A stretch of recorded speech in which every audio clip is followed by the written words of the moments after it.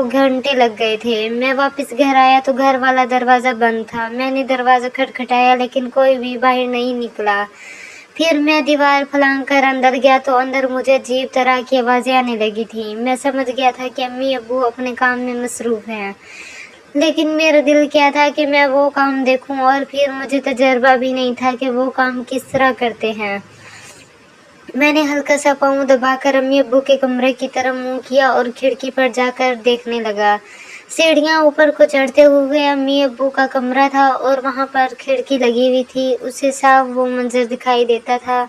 मैं खिड़की के पर जाकर कर खड़ा हो गया तो अंदर जो मंजर देखा वो बहुत ही मज़ेदार था। वो मंजर देखकर मैं तो बदहोश होने लगा था और मुझे खबर नहीं थी कि मैं किस दुनिया में खो गया था।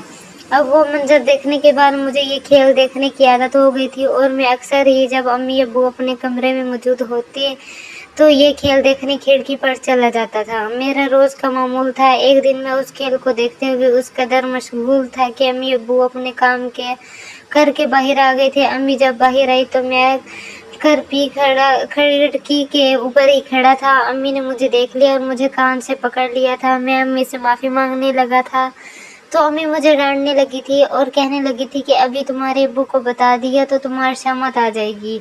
मैंने अम्मी को कहा था कि अम्मी मुझे इस चीज़ की कमी है और मैं भी आपका काम देख देख कर बहुत उदास हूँ, मेरा साथ भी करें।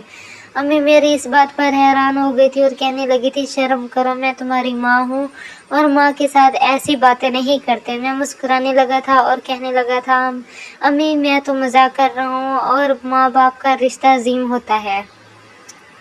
लेकिन अम्मी कहने लगी, अगर तुम कहते हो तो मैं तुम्हारे लिए किसी लड़की का बंदोबस्त करती हूँ। मेरी एक दोस्त है, वो शादीशुदा है और उसका खामिन बाहर होता है।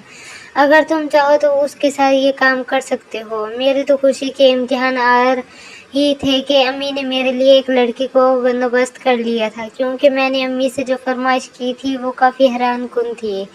अम्मी मुझे अपनी एक दोस्त के पास ले गई थी, हमारे मोहल्ले में ही रहती थी। मैं उसके पास गया तो अम्मी उसे कहने लगी, ये मेरा बेटा है और ये बहुत ख़राब होने लगा है, इसे सुधरने का मौका दो।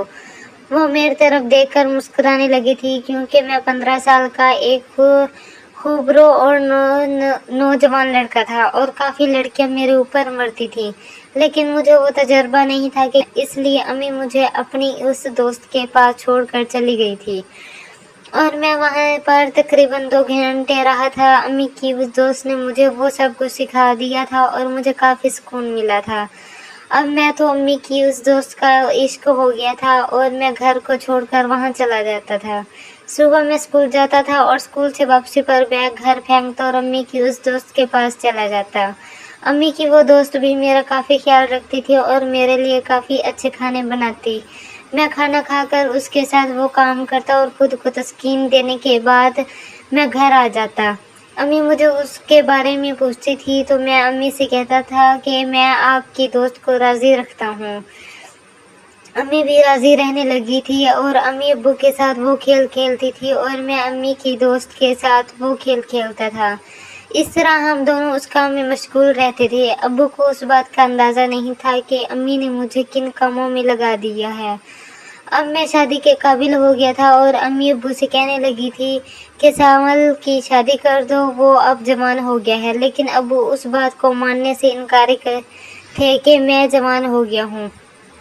अम्मी ने एक दिन अब्बू को पता नहीं मेरे कपड़े दिखाए और अब्बू भी राज़ी हो गए, क्योंकि अब्बू को पता चल गया था कि मेरे कपड़ों पर कुछ लगा हुआ था। तो अब्बू मेरी शादी करने के लिए मान गए थे और तकरीबन 1 साल के अंदर ही अब्बू ने मेरी शादी कर दी थी और 16 साल की उम्र में मैं शादीशुदा हो गया था। अब मैं पढ़ाई भी करता था और साथ साथ ऐसे कामों में भी पड़ा हुआ था, लेकिन अब मैं पाक मोहब्बत करता था और अपनी बीवी के पास ही जाता था। इसलिए मैंने अम्मी की उस दोस्त को छोड़ दिया था। नाज़रीन, अगर आप नए हो तो वीडियो को लाइक कर दें। बहुत बहुत शुक्रिया।